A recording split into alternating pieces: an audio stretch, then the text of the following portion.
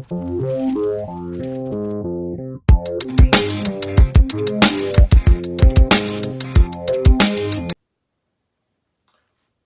up, y'all? It is your friendly neighborhood Comic Head 84 coming at you with a review of Kingdom Come, the Absolute Edition. This beauty comes in a very nice wraparound slipcase of Alex Ross art with a really nice embossed gold lettering spine that looks really nice like through the slipcase. So let's open this up.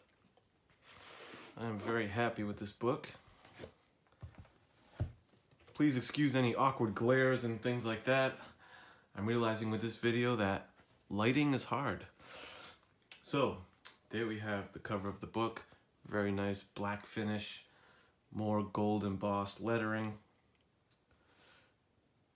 Book written, of course, by Mark Waid, illustrated by Alex the Boss Ross.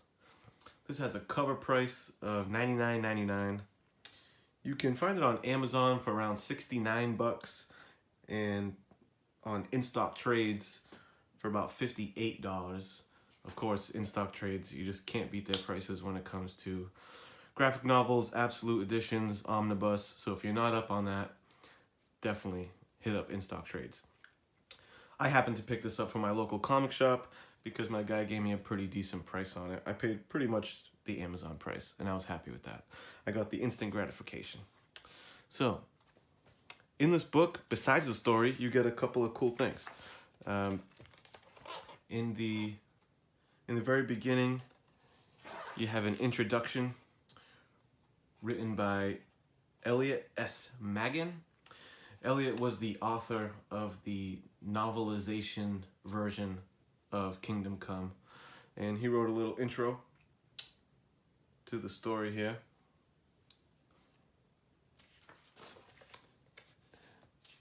Then you get your 4 chapters of the story itself. And just, I believe this is the best format to read this book. These huge pages just really lend themselves really well to Alex Ross art.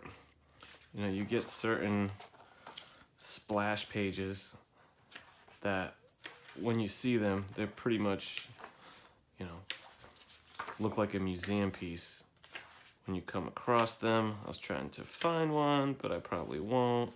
Something like that. I mean, a double page spread.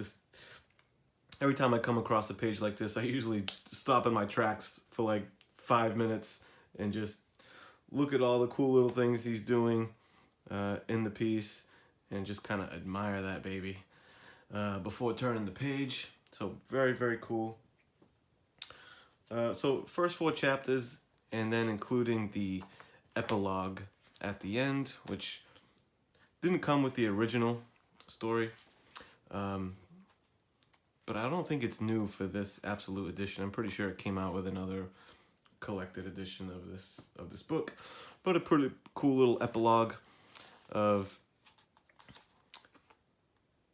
Batman, Superman, and Wonder Woman sitting in a cafe.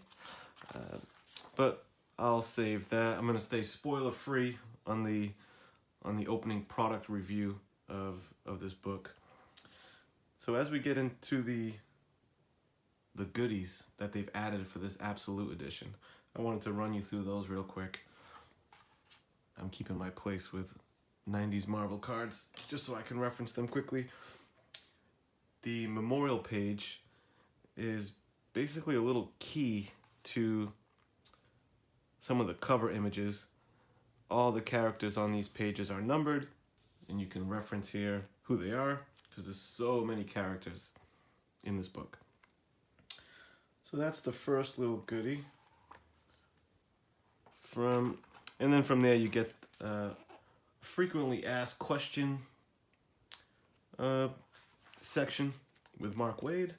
Some of them are actually pretty interesting. I got a kick out of some of like the inside scoop on the making of the book.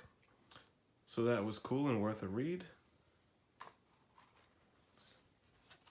Now from there, you get 71 pages of Alex Ross sketchbook work for the series. So that was pretty cool. There's just tons of sketch work for all the different characters, and there are tons of them. New characters created for the story, old school characters, lots and lots of sketch work. At the end of that, you get a little, let me see.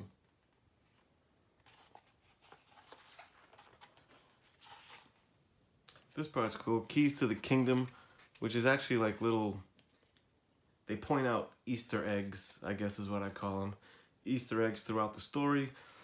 Things on certain pages and panels where they're letting you know what's sitting on those pages. It looks like, you can tell this was like a passion project and that they spent a lot of time on this book.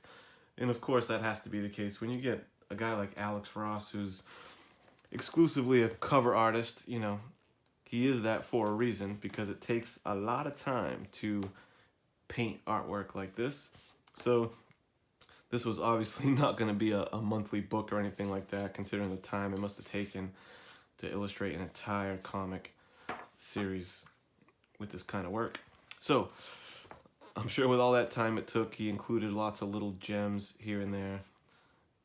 Alex Ross, you can tell, definitely has an affinity for the old school golden age type characters, and there's a lot of little Easter eggs about that era throughout the book. After that, you get a little cover gallery of just like promotional posters, covers for different magazines, stuff like that that was used. So lots of Alex Ross artwork that you can check out in the back end of this book. I mean, look at that. Is that incredible? Or what? So some hot fire, and I like how he has the red and black Superman logo throughout this book, kind of like a throwback to those old Schuster cartoons. A little script page, which is common for a lot of graphic novels. So you can read through that original script, which is actually pretty spot on and accurate to how it laid out in the book. So there was really no differences there. You get a little 2-page Mr. Mixplick and Batmite story at the end. Apparently he did that for like Mad Magazine. So they threw that in there. It's pretty cool to see Batmite illustrated Alex Ross style.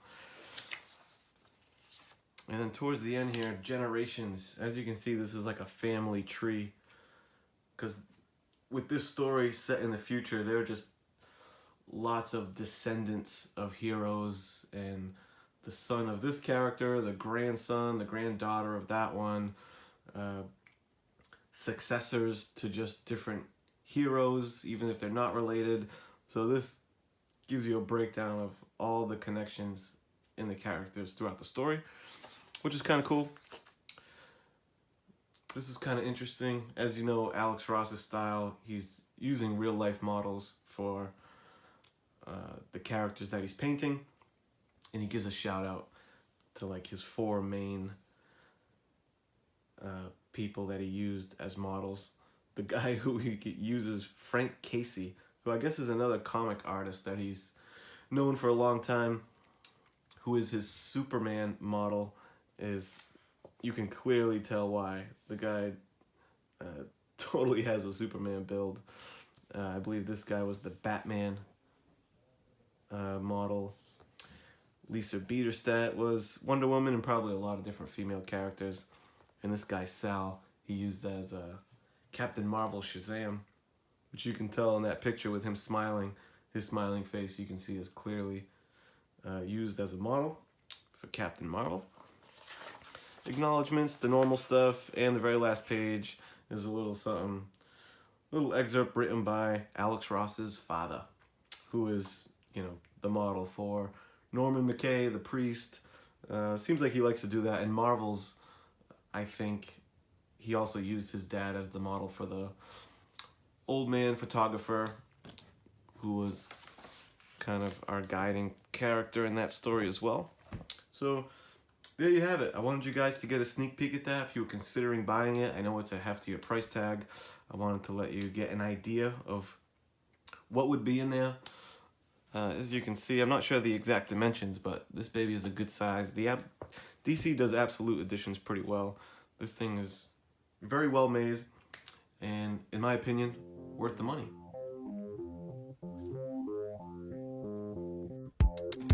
And that does it for today, gang. If you still want some more Kingdom Come content, I have a video where I go through my favorite and least favorite panels of this book.